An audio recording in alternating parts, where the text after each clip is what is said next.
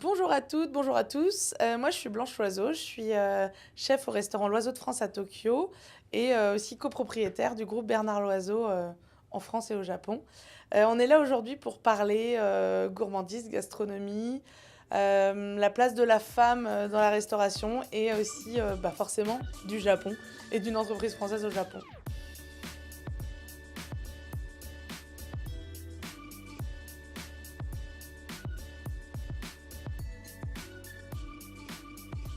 Bonjour à tous et bienvenue dans ce nouvel épisode d'Itinéraire Singulier, le podcast qui donne la parole à celles et ceux qui osent entreprendre et créer au Japon. Aujourd'hui, nous recevons Blanche Loiseau, fille du chef légendaire Bernard Loiseau, qui a fait le choix audacieux de conjuguer héritage et exploration. Formée en France, passionnée de gastronomie et qui a désormais ouvert un restaurant au Japon, Blanche incarne ce pont entre deux mondes. Dans cet épisode, on va parler de transmission, d'identité, de défis au Japon, d'égalité féminine et de la manière dont la cuisine devient un langage et un lien. Mais avant de plonger dans ton parcours, Blanche, merci d'avoir accepté l'invitation. Je vais commencer avec 3 petites questions rituelles au podcast. Ok. Si tu devais résumer ta vie en un seul mot, ce serait lequel? Euh, Gourmandise. Gourmandise. Quand est-ce que tu es arrivée au Japon? Quand est-ce que tu as créé ce premier restaurant et pourquoi? Alors, je vais me permettre de revenir un tout petit peu en arrière, Ouais, bien sûr. avant cet établissement-là. J'ai eu la chance de venir vivre au Japon en 2019-2020, où j'ai travaillé dans un restaurant traditionnel kaiseki, cours de cérémonie du thé les week-ends, où là, j'avais été dans une bulle traditionnelle japonaise, un truc auquel on n'a absolument pas accès, d'habitude vraiment à ce point-là, où j'ai découvert un Japon traditionnel. J'ai quasiment pas croisé un expat français en un an. Et donc, voilà, ça m'a permis de comprendre beaucoup de choses aussi sur la façon de fonctionner. Et ce qui m'a beaucoup aidé après, quand on est revenu, parce que du coup, l'année dernière, donc en... Non, si euh, Année dernière, Non, 2024. 2025 cette année. Ouais, c'est ça. Ok. Ce qui m'a beaucoup aidé parce que du coup, l'année dernière, quand on a ouvert le restaurant au Japon, j'avais aussi des codes en tête. Et en fait, ça s'est fait, cette ouverture s'est fait par la vie, quoi, par des rencontres. Dans l'Institut français, ils cherchaient un chef ou francophone, francophile. Et après avoir cherché déjà au Japon, nous, on a été contactés par une amie qui travaillait à la ville de Dijon, qui connaissait la directrice de l'Institut français, qui lui a dit, écoute, je cherche quelqu'un. Elle a dit, bah, moi, je connais Bérangère et Blanche Loiseau. Je sais qu'elle développe la marque. Je vous mets en contact. Et puis voilà. Souvent, de toute façon, c'est des rencontres, c'est des portes qui s'ouvrent.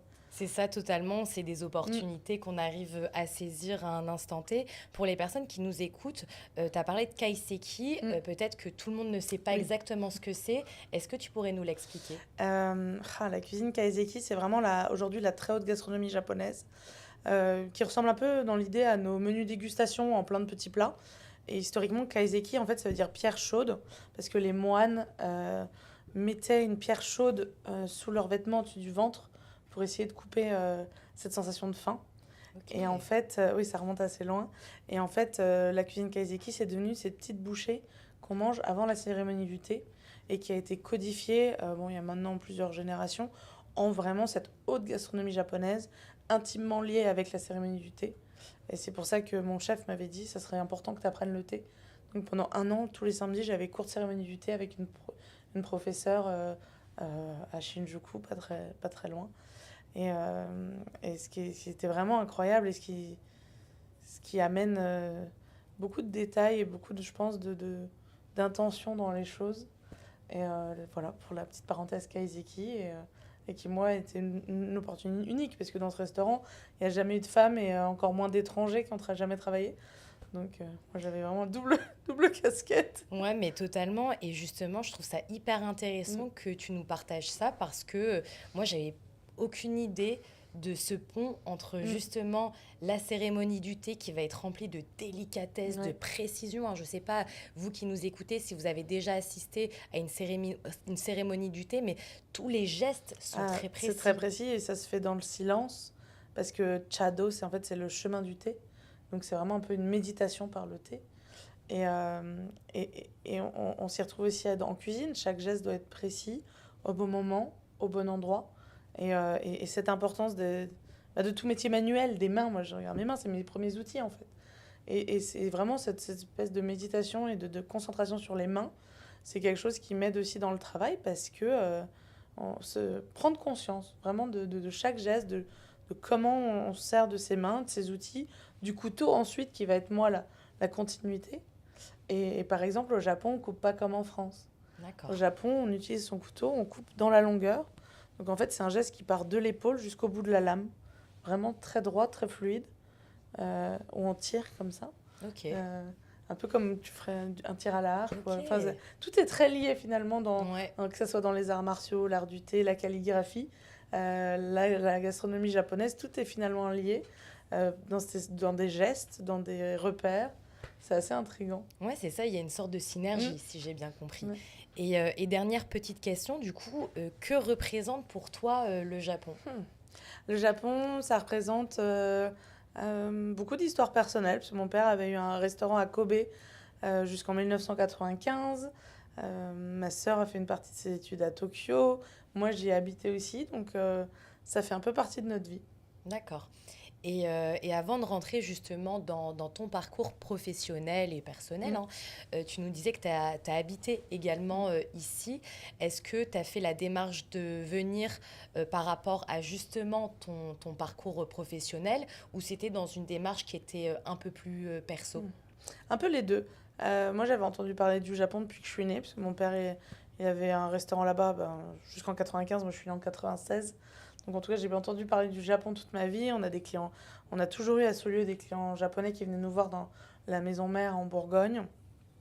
Et quand on est cuisinier, le Japon, ça fait rêver. Enfin, en termes de nourriture, c'est incroyable. En termes de culture, d'histoire. Donc, c'était vraiment les deux mélangés. Ok. Et justement, tu nous parles de ton père. Arrête-moi si je me Mm. trompe, mais tu es né dans une famille où justement la gastronomie est une légende. Comment toi, tu as vécu cet héritage et comment ça a un petit peu façonné ton regard sur la cuisine depuis ton enfance? Euh, Alors forcément, mon père, 3 étoiles Michelin, à une époque, un des chefs français les plus connus au monde. Quand il a eu 3 étoiles, c'était la une du New York Times. Enfin, c'est des trucs C'est une Il n'y a folie, hein? jamais eu un Ouais, chef ouais, ouais. étranger en une du New... Enfin, hors américain, je pense, en une du New York Times, surtout à l'époque, années 90. Donc, des médias gogo.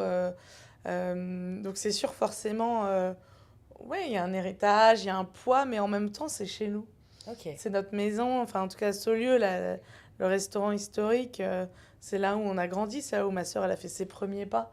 Donc en fait, il y a tellement d'amour et d'attachement que on oublie un peu le poids. En tout cas, nous, Ok. en tout cas, enfin moi, à titre personnel, et autant c'est une fierté, on a envie de, de le rendre fier, de continuer l'héritage, c'est très important et forcément, hein, on l'a en tête constamment, on l'oublie pas. Autant bah, ça reste une maison, donc ça nous permet aussi de, voilà, parfois respirer un peu, relativiser. On a grandi là-dedans, donc on on l'adore. Et, euh, et après, il y avait un deuxième bout dans ta question. Pardon. Bah, moi, j'allais justement rebondir là-dessus. C'était comment ça a façonné un petit peu ton regard sur la Important. cuisine Moi, j'ai eu du coup la chance d'avoir grandi dans cette cuisine. J'ai toujours voulu faire de la cuisine. depuis. Depuis, depuis autant que je m'en souvienne. Ok. J'adore ça. Et c'est pour ça, en un mot, gourmandise, parce que gourmandise, ça lie aussi la curiosité qui va avec, à toujours chercher des nouveaux produits, des nouveaux goûts. Et ça a vraiment façonné ma façon d'être aujourd'hui, parce que nous, on est une cuisine qui a toujours été quand même... moi, j'ai grandi dedans, c'était une cuisine calme, il y a toujours eu des femmes dedans, même dans les années 90, du temps de mon père. Il y avait une chef pâtissière. Enfin, donc ça m'aide aussi à façonner comment je voudrais que la cuisine soit. Ok. Et jeune, ça m'a beaucoup aidé aussi à m'affirmer quand il y avait quand moi j'ai travaillé dans des établissements, il se passait des choses qui étaient absolument inacceptables, que ce soit violence physique, verbale, tout ce qui peut aller malheureusement avec ce métier. En fait, moi j'ai grandi dans une cuisine où ça se passait bien. Donc je savais qu'il n'y avait pas besoin de ça pour avoir 3 étoiles. parce que chez nous, on avait 3 étoiles, mais ça se passait bien. Et ça m'a beaucoup aidée en tant que jeune femme, à 14-15 ans, hein, à traîner dans un milieu très dur, à parfois à gueuler, quoi, pardon, si ça se passait mal, quand il y avait ouais, surtout sur des violences physiques et verbales. Totalement. Ouais, ça m'a beaucoup aidée à me dire, bah, en fait, non, c'est pas normal. Et à t'affirmer. Ouais, à m'affirmer et à défendre aussi d'autres jeunes, après plus tard, des petites stagiaires, etc. À dire, bah non, en fait, ça, c'est pas normal. Et quand on a ouvert, du coup, moi, je suis revenue en 2021 dans la boîte. Ma sœur, elle, ça faisait déjà quelques années qu'elle travaillait avec ma mère. Moi, je suis revenue en 2021 en cuisine, donc en bas, j'ai refait tous les postes par en bas pour voilà, bah aussi m'approprier finalement nos restaurants, parce que maintenant, on a 6 restaurants et 2 hôtels sur le groupe. Bernard Loiseau, donc principalement Bourgogne-Franche-Comté et celui de Tokyo, le 6e. Et par exemple, quand on a ouvert celui de Besançon en 2023, où là vraiment j'étais sur le projet de A à Z, des travaux à l'ouverture, à être chef, recrutement. J'avais une directrice de salle, moi j'étais chef, et je pense le fait qu'on soit des femmes, on avait quasiment que des CV de femmes. On était dans un resto, il y avait 3 hommes et 7 femmes. Et c'était pas fait exprès du tout, mais je pense que ça les a beaucoup rassurés. Et en effet, après, à force de se côtoyer, de parler, j'avais beaucoup de femmes. Il y en avait une qui était d'origine chinoise, qui avait beaucoup de racisme, beaucoup de blagues hyper sexuelles, horribles toute la journée, et qui là arrivait du coup dans un cocon de ben tout va bien. Paisible. C'est ça. Et au début, on a ouvert, on était quasiment que des femmes en salle.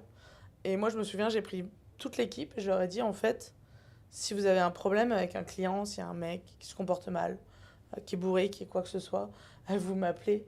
Je sors de la cuisine, je le fous dehors moi-même, manu militari. S'il y a un truc qui dépasse les bornes, s'il faut vous accompagner au commissariat porter plainte, je vous y accompagne en personne. Il n'y a pas de sujet, il n'y a pas de souci, c'est pas possible. C'est tout, on n'accepte pas, on ne tolère pas. C'est comme ça. Et voilà, je sais que ça c'est rassurant aussi de se dire, en fait, on sait que ça peut arriver, c'est pas systématique. Le monde s'améliore énormément. Moi, en 10-15 ans que je traîne dans des cuisines, ça va tellement mieux T'as vu qu'avant. l'évolution. Ah, incroyable. Mais bon, je me suis dit, c'était important parce qu'en fait, je me suis rendu compte, ben, j'avais quasiment que des nanas en salle. Et comment tu fais un mec bourré, violent, gênant, enfin, il n'y a pas forcément un collègue. Ça veut pas dire qu'elle peut pas arriver à le gérer elle-même, mais parfois c'est bête, mais psychologiquement, t'as un grand gaillard qui arrive qui te dit écoute, tu te calmes. Le mec, il va plus se calmer que face à une nana où il va peut-être surenchérir. Ce qui est bête, parce que ça veut pas dire qu'elle gère pas la situation. Et moi, pareil, avec ma veste de cuisine, si tu vois le chef qui sort de la cuisine un peu énervé, ça détend. Ça calme, hein. Ouais, ça calme. Même si je suis une nana, donc moi je leur ai dit si un jour vous avez besoin d'aide, vous venez me chercher, il n'y a pas de souci. Moi-même, je le sors le client, il n'y a pas de problème. Tout en sachant que vous pouvez gérer, je n'ai aucun doute. Mais parfois, il n'y a aucun souci à demander de l'aide, en fait. Y a pas de... Et c'est tout à ton honneur, et je tiens vraiment à le souligner parce que... Ouais, et puis forcément, c'est une réponse à des choses qu'on a vécues aussi. C'est ça, mais tu vois, c'est pas forcément naturel chez toutes les personnes qui peuvent travailler en cuisine.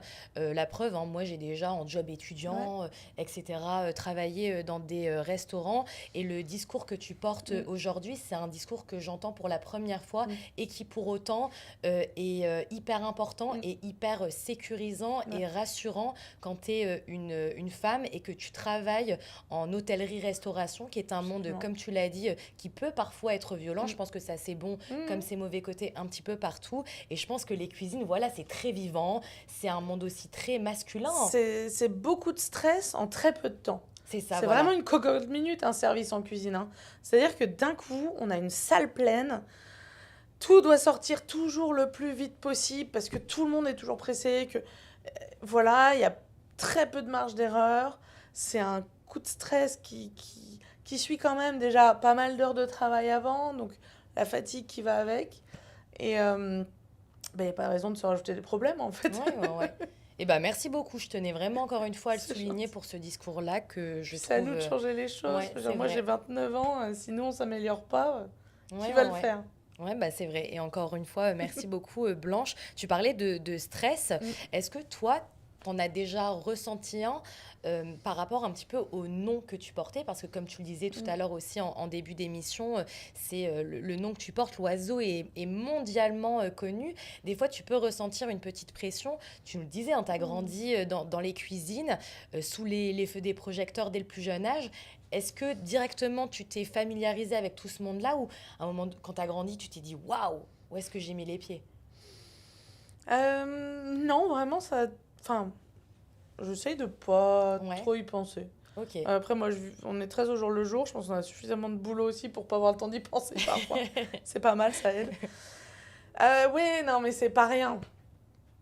Quand parfois tu t'enchaînes des médias, des gros médias, enfin, je sais pas. C'est ça, c'est t'as toutes les Ouais. casquettes. Tu dois, On fait comme, Oui, ouais, c'est ça, c'est que la cuisine, c'est déjà, ça prend beaucoup de temps. En plus, faut gérer les médias, faut gérer la marque, le nom, les équipes, hein. On est plus, maintenant, en France, on est déjà plus de 130 collaborateurs, donc c'est un beau groupe coté en bourse, ça fait déjà beaucoup de pression tout court, mais euh, je pense que c'est plutôt une volonté de bien faire. ok, Du stress un peu, parce que aussi ça fait avancer la machine. Du bon stress. Moi, je trouve que dans notre milieu, en cuisine, on a l'habitude de gérer son stress aussi. Ça m'aide. Je pense que ça m'aide beaucoup aussi à relativiser. C'est très terre à terre. On doit gérer la pression, parce que bah, de toute façon, les clients, ils attendent, hein, ils sont en face. totalement. Donc, il n'y a pas le choix, il faut que ça sorte. Et je pense que ça m'aide aussi beaucoup, du coup, dans les autres casquettes. Mais oui, bien sûr que ben, si on est en direct à la télé, la boule au ventre, il y a le trac. L'autre jour, avec ma sœur, on a parlé à un symposium devant 700 personnes. Oui, c'est C'est sûr que impressionnant, moi, ouais, j'étais pas très sereine avant de monter sur scène. Mais bon, il faut que ça soit un stress qui fasse avancer. totalement. On se laisse pas, en tout cas, paralysé par ça. Ouais, c'est vrai. Et je te rejoins là-dessus. Mm. Je trouve que c'est hyper important d'aller de Mm. l'avant. J'ai une autre petite question. Est-ce que porter le nom de l'oiseau, voilà, on le disait tout à l'heure, hein, ton père est assez connu. Est-ce que tu as déjà voulu prouver que tu n'étais pas juste la fille d'eux Mm. et aller au-delà? Ou est-ce que tu t'es dit, bah, j'en suis fière et je vais continuer un petit peu la tradition et porter Mm. l'héritage? Mais moi, j'en suis hyper fière, au contraire. Et puis, en fait, je pense que on se raccroche aussi au-delà du personnage. Bah, moi, c'était mon papa. C'est tout. Totalement, ouais, ouais. Et à la fin de la journée, bah, c'est peut-être ça, c'est ça qui est aussi peut-être le plus important pour moi. Oui, un chef, oui, une star mondiale, il n'y a pas de souci. Mais nous, c'était notre père et il prenait toujours un petit peu de son temps quand même pour nous. On avait des moments hors du temps, à la maison, en off.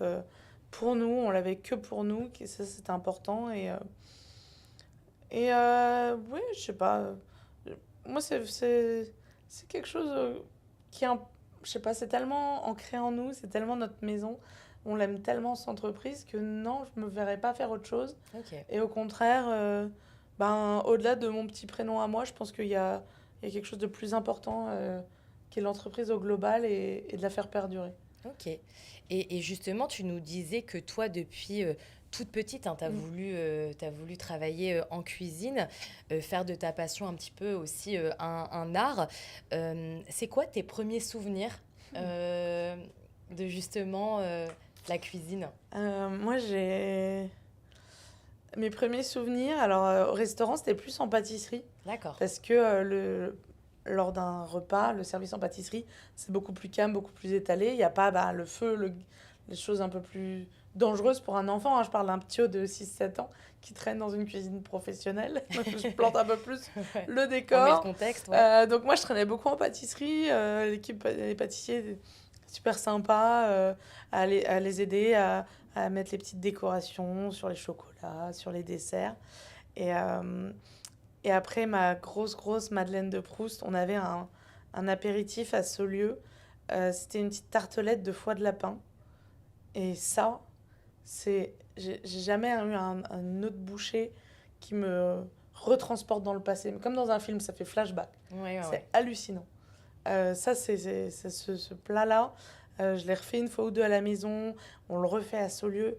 très rarement, c'est vrai que c'est plus à la carte d'aujourd'hui, c'était aussi des plats d'une certaine époque, cette tartelette de foie de lapin, dit comme ça, c'est pas grand-chose, mais c'est incroyable.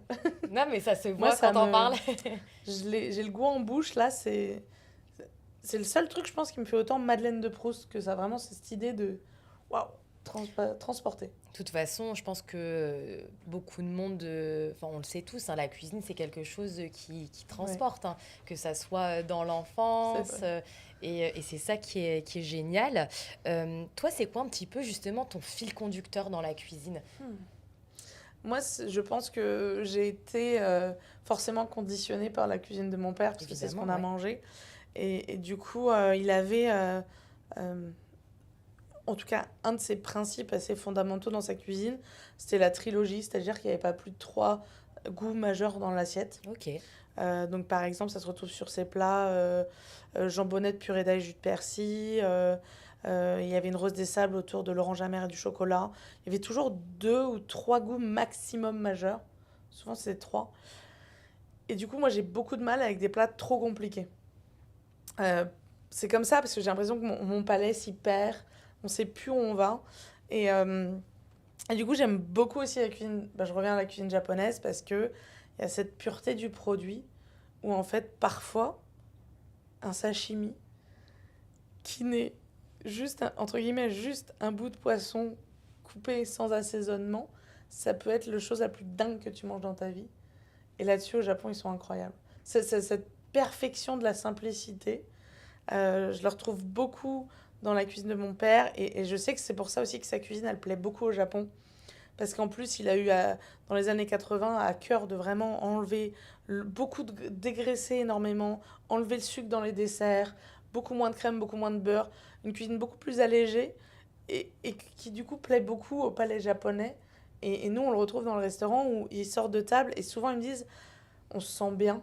Parce que c'est forcément, c'est pas, on mange pas les féculents, les protéines, les produits laitiers de la même manière qu'eux. Et là, ils sortent de table, ils sont bien, ils sont heureux, ils vont être à l'aise dans leur journée. Et ça, c'est important. À un moment donné, même si tu te fais un gastro, tu as envie de te sortir, d'être bien. Et tout simplement, il écoutait ses clients parce que dans les années 80, il y a des clients qui arrivaient. Monsieur Loiseau, j'ai la trouille. Enfin, oh, un petit repas, pas trop lourd, pas trop gras.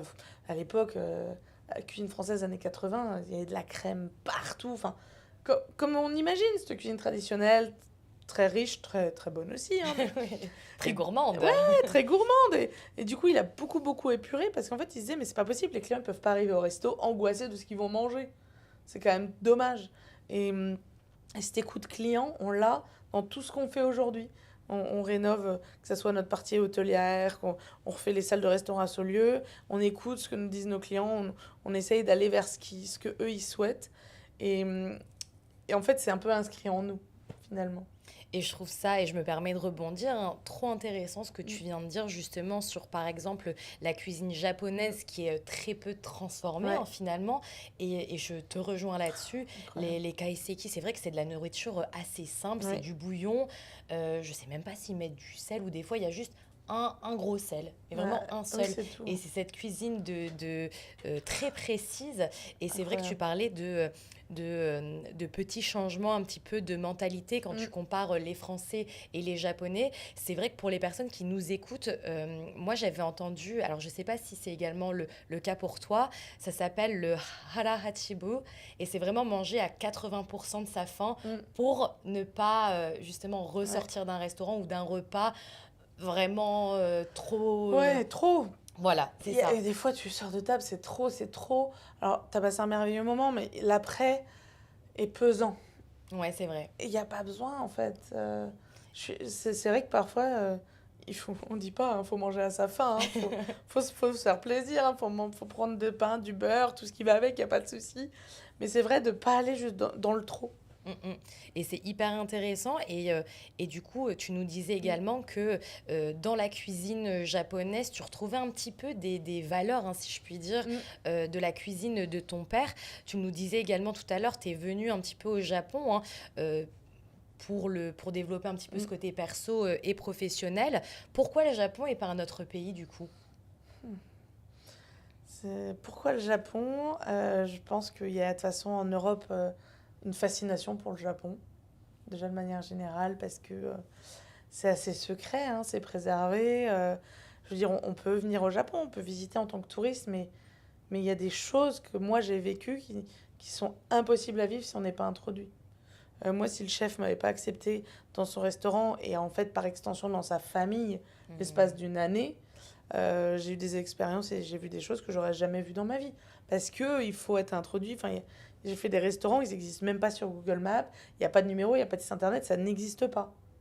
Donc comment, en tant que touriste, on peut pas, enfin, il n'y a pas accès, quoi. On le voit, enfin, je pense que vous le voyez de toute façon dans votre vie au Japon. C'est parfois members only, que pour les Japonais, que sur recommandation de quelqu'un. Tout à fait. Et moi, du coup, j'ai eu cette chance-là d'avoir été accueillie par ce chef. euh, et même qui a du coup accueilli une femme dans sa cuisine, parce qu'il n'y avait jamais eu de femme dans sa cuisine non plus. Ça s'est super bien passé d'ailleurs. J'allais te demander justement Parenthèse, mais comment s'est passée l'expérience. c'était cocasse. Moi, je suis arrivée au Japon en me disant, bon, tout va bien, je suis fluente en anglais. Impec. On connaît la suite. Quelle n'était pas ma déconvenue. Et ça, c'était 2019, hein, avant les JO, avant le tourisme de masse actuel qui oblige à angliciser. Totalement. L'avant, c'était sportif. Donc moi, je suis arrivée dans le restaurant. Donc j'étais en plein milieu de la cuisine. Et la première journée, j'ai pas bougé. Personne ne m'a calculé. Enfin, pas calculé, mais personne ne pouvait me parler, en fait. Donc je suis restée droite comme un i, debout en plein milieu de cette cuisine toute la journée, à attendre qu'on me donne un truc à faire sans que personne me regarde ni m'adresse la parole. Je suis rentrée à la maison, je me suis dit, oula, un an, ça va être long. Et en fait, après, de toute façon, on fait des métiers, on peut pas rester à rien faire. Donc le deuxième jour, je dis, bon, bah, c'est pas grave, je vais me mettre à la plonge. Parce que j'avais vu que le petit commis, le plus jeune en cuisine, faisait aussi la vaisselle. Je dis, bon, bah, je vais faire la vaisselle. Ça, on sait faire. Pendant un mois, j'ai fait la plonge. Et en fait, je pense que ils se sont dit, ah, ok, enfin, je pense qu'ils ont été sensibles aussi à ce respect que j'ai eu pour eux, parce que quand tu rentres dans un restaurant Kaizeki, souvent, en fait, tu rentres à peine à 18 ans, voire moins, et tu commences par la plonge, après, tu as le droit d'éplucher les légumes, et vraiment, chaque année, tu as le droit de faire un peu plus, ça prend beaucoup de temps, et donc, moi, bon, j'ai eu la chance d'avoir quand même un cours en accéléré, du coup, sur 12 mois, et après, je suis allée les voir, je leur disais, bah, quand je voyais un des cuisiniers éplucher des patates, je dis, bah, je peux le faire, je t'épluche tes patates, pas de souci. Puis bon, je commençais à comprendre aussi ce qui se passait, les mots, comment se passait un service. Et, euh, et après, ils ont aussi compris que de toute façon, j'étais pas là pour prendre leur poste, j'avais un visa d'un an. Je rentrais après chez moi. Donc c'était vraiment un peu à part. Et puis au final, ils m'ont complètement pris sous leur aile. Surtout le sous-chef, il m'a complètement pris sous son aile. Même si on n'arrivait quasiment pas à communiquer, hein. Au bout d'un an, mon japonais, c'était quand même pas glorieux. Je pouvais avoir des bouts de conversation, mais on pouvait pas communiquer comme là, on papote. Et ils se sont dit, ok, bon ben, elle sait ce que c'est que la cuisine, parce que c'est pareil. Je pense que, enfin, je suis arrivée dans cette cuisine, ils avaient aucune idée de mon niveau en cuisine tout court. Ils se sont dit, waouh, une nana qui arrive, la petite blonde, elle arrive de Paris, enfin, c'est bizarre. Qu'est-ce qu'elle fout là? Euh, donc il fallait aussi voilà, montrer un peu patte blanche, mais ils étaient tellement respectueux, tellement gentils, tellement à faire un peu attention aussi à moi. J'étais un peu comme la petite sœur, ou je sais pas, mais c'est super bien passé. Puis vu qu'ils ont vu que finalement, bah, je savais quand même cuisiner. Pas leur cuisine, mais j'avais quand même des notions, enfin, un peu d'années de cuisine derrière moi. Donc à force, ils me laissaient vraiment faire beaucoup de choses. À la fin, je faisais les poissons. Enfin, j'avais ouais, même un petit poste à responsabilité au bout d'un an. Mais il faut le temps. C'est ce que j'allais dire, il y a eu cette première Ouais. phase d'observation qui n'est pas forcément, du coup, c'est incongru un Ouais. petit peu, si je puis dire. Là où peut-être en France, on va facilement te guider Mm. et te dire, allez, fais ci, fais ça. Là, peut-être que dans ton expérience à toi, il a fallu être aussi force de proposition. Oui, beaucoup plus. Parce qu'en plus, on pouvait pas se parler. Ouais, ouais, ouais. Il y en avait un qui parlait quand même un peu anglais. Donc quand il était là, il m'aidait un peu. Mais oui, fallait être à 200% force de proposition. Et si j'avais pas cherché, ben, je pense que Ouais, ouais, pendant ouais. un an, je les aurais regardés faire. Ouais, t'as eu C'était cette pas le but. volonté Ah d'apprendre. bah oui, moi, je suis là un an, c'est pour bosser, quoi. C'est ça. Et justement, qu'est-ce que tu as retenu de cette expérience? Tu nous parlais un peu de la délicatesse Mm. des gestes, de la coupe, par exemple, des aliments. Est-ce qu'il y a autre chose qui t'a marqué dans cet apprentissage-là?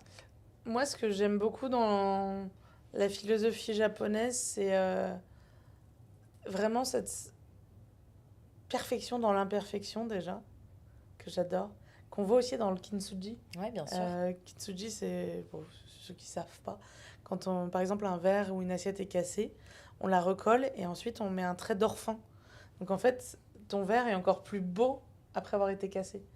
Et on le retrouve aussi dans la cuisine, c'est-à-dire que par exemple, toutes les assiettes, elles n'étaient pas dressées de la même manière, Ok.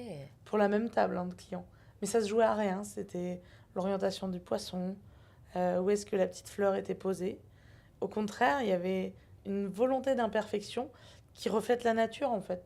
Rien n'est parfait dans la vraie vie. Donc le but, ça sert à rien de chercher la perfection non plus dans une assiette. Et ça, j'ai trouvé ça très beau parce que en gastronomie française, c'est pas du tout ça, hein. Si le point est là, le point est là, hein. Si Totalement, ouais. on vous a montré un jour qu'il fallait dresser comme ça, il faut que ce soit l'identique, il faut que une table de 5, les 5 assiettes soient absolument pareilles. Là, au contraire, c'est une volonté de célébrer. Ah, je trouve ça apaisant au possible un peu. Et Limite satisfaisant, ouais, peut-être. ouais, ouais. Et puis c'est vrai finalement, la perfection n'existe pas de toute façon. Mm, mm. Donc qu'une assiette soit un tout petit peu différente, que le poisson ait une forme un tout petit peu différente l'un de l'autre, c'est vraiment du détail. Mais ça avait un message. C'est ça que je trouve beau au Japon, c'est que chaque chose, chaque action a une idée derrière. Il y a une philosophie, il y a toute une histoire derrière. Ben, cette petite feuille, pourquoi elle est à droite et là à gauche, ce qui est rien, hein. Mais derrière, c'est un message qui est hyper fort. Et en même temps, l'importance, ce qu'on a beaucoup en commun avec le Japon, c'est l'importance des produits, des producteurs, de l'origine des produits, des saisons, extrêmement important dans le kaiseki. Et ça, c'est des choses qu'on retrouve forcément en gastronomie française aussi. C'est vrai que Beaucoup tu de parles, ouais, parallèles, ouais, ouais. ouais, c'est ça. Tu parlais des saisons, par exemple, et c'est vrai que au-delà de la gastronomie, c'est vraiment tout un pays qui vit en fonction Ouais. des saisons. Et La déco va changer pour la ouais, c'est vrai. Non, saison, mais c'est totalement les vrai. thématiques de tous les magasins. T'as les cafés de saison, il y a tout qui change. Et dans le kaiseki, ça se retrouve. Nous, on changeait la vaisselle en fonction des saisons, on changeait la déco, on changeait la décoration florale du restaurant aussi. En fonction des saisons, tout change, donc Et tu c'est mets important. vraiment le doigt sur quelque chose bah, que je voyais un petit peu dans Mm. mon Ouais. quotidien, mais c'est vrai que j'ai jamais remarqué. Même tu disais un petit peu cette volonté de mettre de l'imperfection Mm. dans, par exemple, les plats. Et même, je dirais, des fois, un petit peu, ça va même au-delà de ce qu'il y a dans Mm. l'assiette. Même des fois, par exemple, on va dans un café, volontairement, on est servi dans des tasses en céramique différentes. Oui, Ça va jusqu'à la vaisselle. ouais. Et c'est vrai que tu viens de le verbaliser maintenant et je me dis, mais bah ouais, c'est vrai. C'est totalement vrai. Et du coup, il y a eu cette première expérience au Japon. Est-ce qu'il y a eu d'autres chemins que tu as pris avant justement d'ouvrir ton restaurant ici? Oui, parce que moi, du coup, donc c'est un métier qui nous permet de voyager aussi. Moi, j'avais déjà bossé en Angleterre, en Espagne, dans le sud de la France, au Japon. Quand je suis rentrée du Japon, moi, je suis revenue dans le groupe familial. Ok, Donc moi, par petite traînée en pâtisserie, j'avais jamais bossé vraiment. J'avais envie de voir ailleurs. Et donc moi, je suis revenue dans la boîte en juin 2021, ok. en cuisine, à Saulieu, au poste de demi-chef de partie, volontairement pour revenir aussi par en bas, refaire tous les postes. C'est important, enfin dans un métier manuel, je pense que c'est important aussi pour s'amener un peu de légitimité après, Mm, pour mm. parler aux équipes, plutôt que d'arriver Ouais, comme mais il n'y a une pas tout le monde qui a cette superstar. mentalité. Oui, oui, c'est vrai. Nous, c'est comme l'éducation avec ma mère, toujours été comme ça. Et donc moi, et puis c'était hyper important de revenir par en bas, refaire tous les postes. Et après, assez rapidement, je me suis occupée tout de suite, très rapidement de notre bistrot à Saulieu. S'il fallait aussi un chef, donc je me suis vite occupée de cet endroit-là, qui ça m'a beaucoup éclaté. Puis bon, c'est bistrot, donc il y a ce côté aussi convivial, sympa. un peu moins de stress aussi que l'étoilé. Et après, on a eu l'opportunité d'ouvrir à Besançon. Donc en fait, le groupe, on a Saulieu en Côte d'Or, qui est vraiment la maison mère. On a le restaurant 2 étoiles Michelin, l'hôtel 5 étoiles, un bistrot et un petit hôtel 3 étoiles aussi. Donc là, c'est vraiment là où mon père est arrivé il y a 50 ans cette année, là où nous, on a grandi, on est né. Et après, ma mère a ouvert en 2007 un joli bistrot à Beaune. On a ouvert un restaurant qui a 1 étoile toujours depuis 2013 à Dijon. Ok. Et donc tout ça, c'est la continuité par ma mère. Et après, en 2021, moi, je suis entrée. Et avec ma sœur, elle a pris de plus en plus le lead. Elle a été vice-présidente du groupe. Elle a eu le temps d'avoir une belle passation avec ma mère. Maintenant, ma sœur est PDG du groupe. Et on a eu l'opportunité d'ouvrir à Besançon en 2023. Donc là, je suis passée de chef à aussi un petit peu, pas chef de projet, mais à gérer une ouverture de A à Z, Ok. avec tous les imprévus, les improbables qu'une ouverture peut avoir. Et ça, j'ai beaucoup aimé. Et donc là, je suis restée 1 an à Besançon sur place pour vraiment en tant que chef et former du coup mon second qui est passé chef après moi. Et après, entre-temps, on a eu aussi l'opportunité, 1 an plus tard, en 2024, d'ouvrir Tokyo. Donc là, on s'est dit, waouh, on repart à l'international, beaucoup plus vite que ce qu'on imaginait, mais c'était une tellement belle opportunité qu'on ne voulait pas la louper.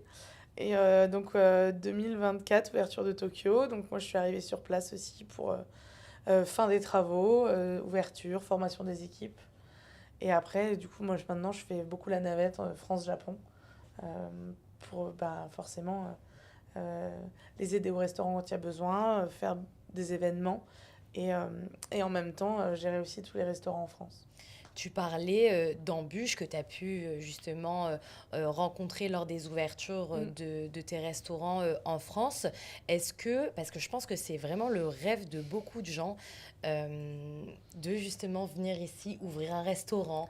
Est-ce que pour toi, ça a été une aventure facile Le ou Japon. justement, ça a été plus compliqué? Moi, je dirais pour le Japon, faites-vous accompagner par des locaux sur place. Hein.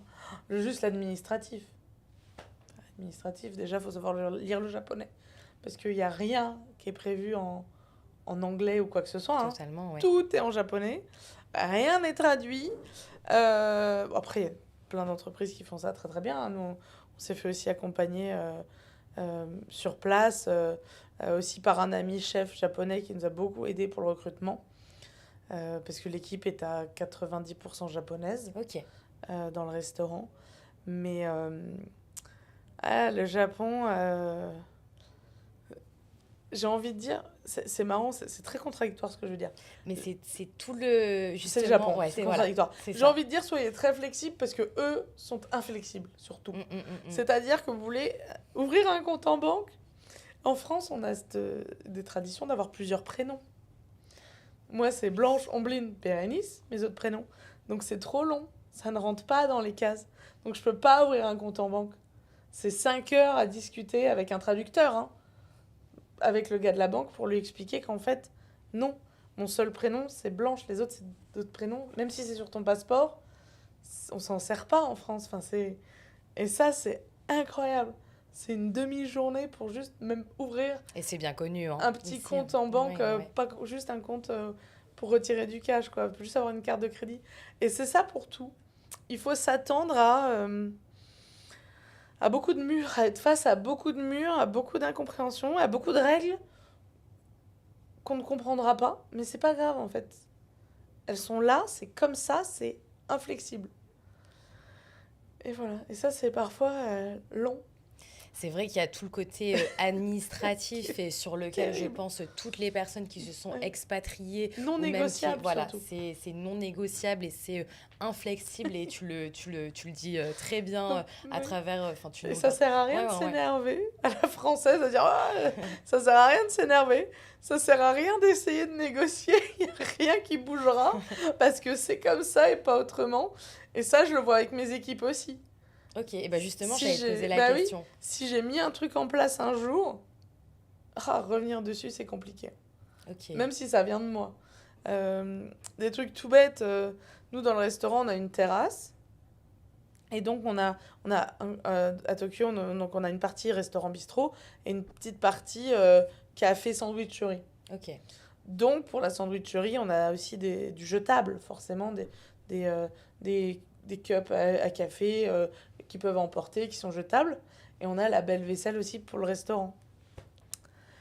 Et vu que ces deux endroits étaient délimités, ils ne comprenaient pas qu'on puisse mettre une assiette en dur côté sandwicherie.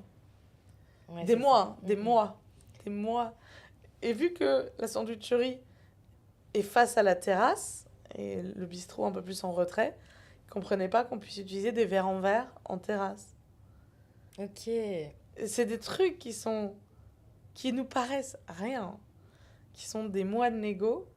Où en fait, à la fin, c'est moi qui le faisais. C'est-à-dire qu'il y a des gens, ils voulaient prendre l'apéro en terrasse avant de rentrer déjeuner. Et ben, c'est moi qui les servais en personne.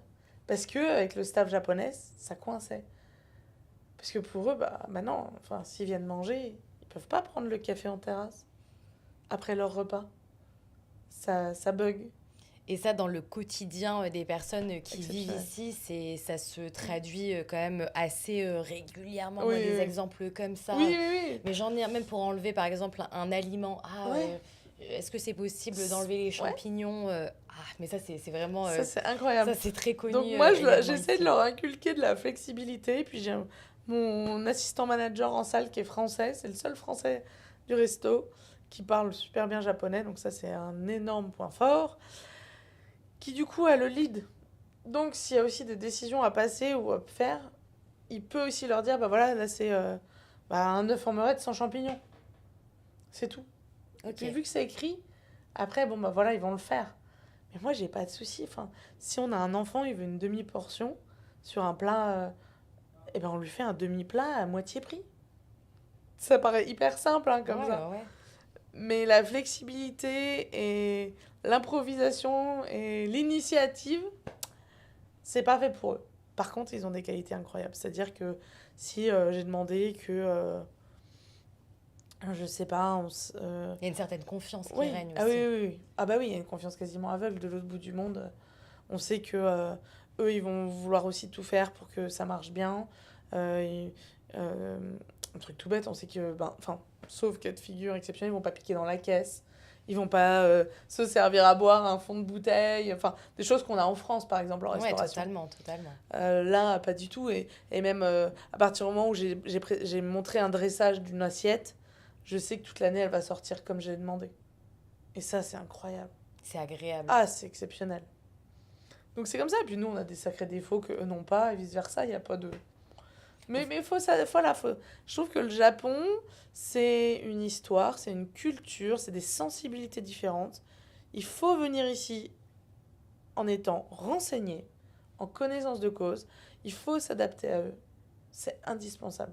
Moi, c'est ce que je dis même à mes amis qui viennent en tant que touristes. Renseignez-vous. Il y a des choses qu'on ne fait pas au Japon. Il y a des habitudes qui ne sont pas les nôtres. Il faut venir avec beaucoup de patience, de bienveillance et de respect. Et ça se voit au boulot.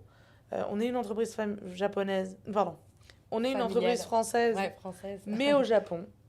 Donc il y a toujours un entre-deux. Et moi, je leur ai dit, parce que parfois j'ai eu des tensions entre mes équipes françaises et japonaises, je leur ai dit, mais un peu de bienveillance.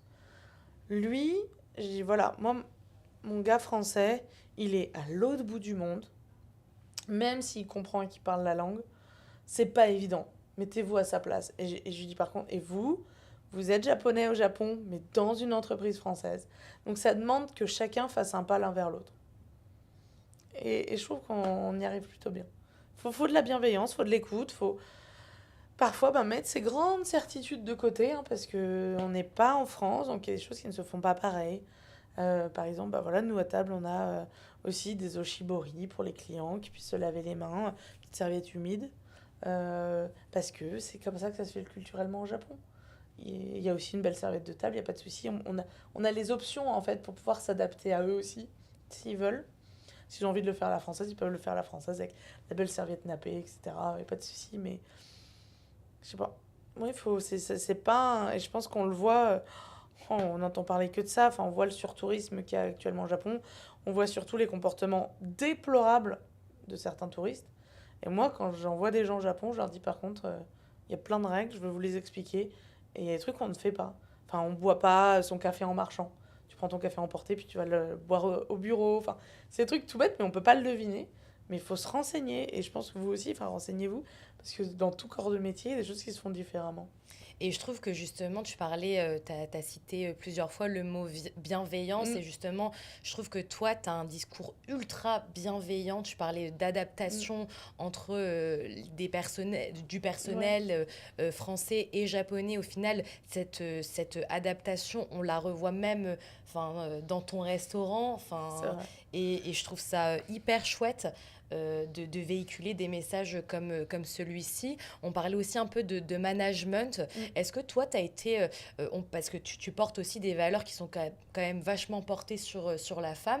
Est-ce que toi, avec tes équipes au Japon, voilà, on le disait encore tout à l'heure, hein, la cuisine, c'est un monde assez Ouais. masculin. Faut pas l'oublier, mais le Japon, ça reste quand même un pays assez... Enfin, pas assez, patriarcal quand même. Très, Très très patriarcal. patriarcal. Justement, comment c'est fait ces interactions avec Ouais. tes équipes? Est-ce que c'est comme en France des équipes qui sont majoritairement Mm. de femmes ou est-ce que là c'est un petit peu plus mix? Et comment c'est fait du coup, c'est construit cette relation? C'est beaucoup plus mixte, surtout sur les postes de managériaux, c'est-à-dire que le chef est un homme. Quand on a ouvert le restaurant, d'ailleurs, j'avais pas de français. J'ai une équipe toute japonaise. Donc le manager en salle était un homme d'une cinquantaine d'années. Le chef est un homme d'une cinquantaine d'années. Toi, t'arrives, t'as 28 ans, t'es Ah une ouais, ouais, ouais. nana, t'es étrangère, tu maîtrises à peine la langue. Je comprends plus que je le parle, donc ça, ils l'ont vite compris aussi. Mais ah, pas évident. Au Japon, c'était un peu plus discret dans le sens où, en fait, juste, ils faisaient pas ce que je demandais. Oui, oui, oui, oui, pas de Ok, souci, mais ils faisaient ok. pas. Donc, l'avantage que j'ai, c'est que c'est quand même un métier manuel. Donc, en fait, si le mec, il veut pas couper, ben, je peux lui prendre le couteau, lui montrer comment je veux que ça soit coupé. Il y a des jours où, en fait, faut, entre guillemets, taper du poing sur la table, en disant, bah non, enfin, c'est pas ce que j'ai demandé, ça fait 10 fois que je vous le demande. Ok, on va refaire ensemble si vous voulez. Mais en fait, c'est comme ça qu'il faut que ça soit fait. Euh, C'était plus, ouais, voilà, c'était un peu plus en sous-marin, quoi. C'était, oui, oui, bien sûr. Mais il faisait que dalle. Ça a été long. Et puis, je pense j'ai réussi avec mon chef à vraiment créer une atmosphère de respect et de confiance mutuelle. Ça a mis beaucoup de temps. Mais par exemple, au Japon, traditionnellement, même dans les bureaux, tu pars pas tant que le boss n'est pas parti. Donc il y a des gens, ils dorment sur leur bureau en attendant que le boss y parte, parce qu'ils peuvent pas rentrer à la Ouais, dans maison. les certaines entreprises très Ouais, toutes traditionnelles. les entreprises très traditionnelles japonaises, à la japonaise, hein, en tout cas, tant que ton manager est pas parti, tu peux pas rentrer chez toi. C'est pas écrit, mais c'est tacite, c'est Ouais, comme ouais, ça. ouais. Et donc moi, je leur ai dit, en fait, moi, si je suis dans la salle, elle va pas parler avec des clients ou quoi que ce soit, enfin, vous, la cuisine, c'est fini, vous nettoyez, vous cassez. Et j'ai mis, je pense, 3 semaines où c'est moi qui tape le nettoyage de la cuisine avec eux, tous les jours, à dire, on fait le nettoyage et on rentre à la maison. Et alors là, c'était efficace le nettoyage, hein. Bien, il faut que ce soit propre. Une cuisine, c'est important. Je les emmerde beaucoup sur l'hygiène, c'est normal. Mais on rentre à la maison. J'aurais dit, allez boire des coups, allez voir vos chéris, j'en sais rien. Dormez, mais Ouais, bien sûr. rentrez chez vous. Et il y a des jours, à 21h, ils sont plus là, ils rentrent chez eux. Ça a mis beaucoup de temps. Et le leadership, par l'exemple, marche encore plus. Parce que moi, j'étais là tous les soirs. Genre, nettoyer le sol. On faisait les poubelles ensemble. On y allait. Même pas peur. T'as gagné le respect des Ouais, gens. c'est ça. C'était important. Et surtout, je leur montrais que c'était faisable. Que oui, le nettoyage, c'est toujours le pire en cuisine parce que t'as toute la journée dans les pattes. Ouais, bien sûr. Le stress est retombé. Et là, il faut remettre une pièce dans la machine pour faire ça efficacement et rentrer à la maison le plus tôt possible. Et eux, ils n'ont pas cette idée de on va rentrer à la maison le plus tôt possible comme on a en France. On a un but, c'est comment on peut rentrer le plus tôt possible du Ouais, boulot. ouais, ouais. Là, c'est Là, pas c'est ça. l'inverse. Au contraire. C'est plus tu restes tard, plus tu montres que tu fais bien ton boulot, même si tu es là à rien faire. Ça, c'est pas ça, c'était vraiment le côté français. Je dis, moi, je peux pas vous avoir là à rien faire. C'est hors de question. Ok, il peut y avoir des heures sup, je comprends. Enfin, on fait des métiers qui prennent du temps. Ok. Je dis par contre, s'il n'y a plus rien à faire, vous rentrez chez vous. Et il y a des choses comme ça qui ont mis un temps fou à être mis en place. Mais voilà, il a fallu les accompagner, il a fallu gagner la confiance, je pense, ouais. Vraiment gagner la confiance et le respect. Et ils savent que voilà, quand je suis là, s'il faut les aider à faire quoi que ce soit, ils peuvent me demander. Euh, et ce qui fait qu'avec le chef à distance, on s'envoie des petits lines, c'est le WhatsApp japonais si jamais. Ah bah tiens, j'ai une idée de recette, vous en pensez quoi? On papote, on échange. On a vraiment un rapport beaucoup plus fluide et c'est chouette, mais ça a pris du temps. Et au Japon, tout prend du temps. C'est vrai, c'est vrai. Tout prend du Et temps. tu fais bien de le souligner pour les personnes qui nous écoutent et qui nous Ouais. regardent et qui aimeraient justement manger dans ce restaurant à Tokyo. Qu'est-ce que tu leur dirais, par exemple, quel plat choisir Ah. Moi, je dirais. Qu'est-ce qu'on a à la carte en ce moment? Ah, les œufs en meurette, ils sont vraiment bons. C'est un peu mon cœur de bourguignonne qui parle. Mais, mais moi, j'adore. Et en plus, au Japon, il y a un rapport avec le jaune d'œuf qui est quand même assez unique. Et donc, cet œuf dans les poché, ramen, oui. ouais, avec le jaune qui coule. Et nous, il est un tout petit peu modifié, cet œuf en meurette, parce qu'on a vraiment une sauce au vin rouge qui est très réduite. On met un tout petit peu de cassis pour Ça me donne l'adoucir. Ouais, et une jolie mousse d'oignon caramélisé. Waouh. C'est un joli équilibre entre une bonne acidité du jus, le sucré des oignons, ton jaune d'œuf qui coule au milieu. Puis bon, c'est bourguignon, je suis bourguignonne. Mm, mm. Les œufs en meurette. Bah, ça donne vraiment envie. Et moi, j'ai une petite question qui me traverse l'esprit Ouais. parce que j'ai l'impression que, à travers les expériences que tu as eues, il y a quand même une petite influence japonaise. Toi, c'est quoi ton plat préféré ici? Ah là là, je pense que mon plat préféré ici, c'est le ramen, Ok. direct. C'est vraiment le truc que je peux manger tous les jours quand je suis là. J'adore, hein, j'adore tout. Enfin, c'est difficile d'en choisir un. Et c'est pour ça que je choisis, je pense, celui qui me lasse. Je peux en manger tous les jours. Et des ramen, vous voyagez au Japon, vous allez à Hokkaido manger des ramen miso, bouillon de crevettes. Enfin, c'est quasiment une bisque de crevettes. C'est incroyable. Il y a... en fait, il y a autant de ramen que de régions au Japon, quasiment, voire que de villes. Et ça, je trouve ça chouette. Parce que en visitant un endroit, tu manges ton ramen qui est local. Après, j'adore. Moi, je suis une tarée de tempura, de tonkatsu. Ouais, J'adore ouais. le tonkatsu. Mais je sais pas, Le ramen. et ce bouillon, quoi. La soupe qui se. Ça me fait penser un peu. C'est des jus de viande, hein, de toute façon. Enfin, en tout cas, le tonkatsu ramen ou le shio ramen, c'est des bases de jus de viande. C'est des bases de fond brun, de porc ou de volaille. Donc, nous, enfin, et en plus, il y a un savoir-faire cuisinier qui me parle. Et tu manges ton truc dans un boui-boui, n'importe quelle rue, pour moins de 1000 yens. Enfin, je trouve que. Qui fait même pas 6 euros. Ouais, c'est ça, le rapport qualité-plaisir-prix, il est incroyable. Et ben merci beaucoup Blanche. Merci hein, Merci de m'avoir honnêtement reçue. pour cet épisode que j'ai trouvé hyper intéressant, autant sur ton point de vue sur le Japon que j'ai trouvé vraiment réaliste et rempli de sens, tant sur les valeurs que tu portes. J'ai trouvé ça encore une fois hyper intéressant. Merci beaucoup à vous qui nous écoutez. Merci Je beaucoup. le précise, mais n'hésitez pas à mettre un petit pouce bleu si vous nous regardez sur YouTube ou à mettre toutes les étoiles possibles si vous nous écoutez sur les plateformes audio podcast. Et on se donne rendez-vous, on est sur la fin de podcast, donc on se donne rendez-vous le mois prochain pour un nouvel épisode. Merci beaucoup. À bientôt. À bientôt. Merci.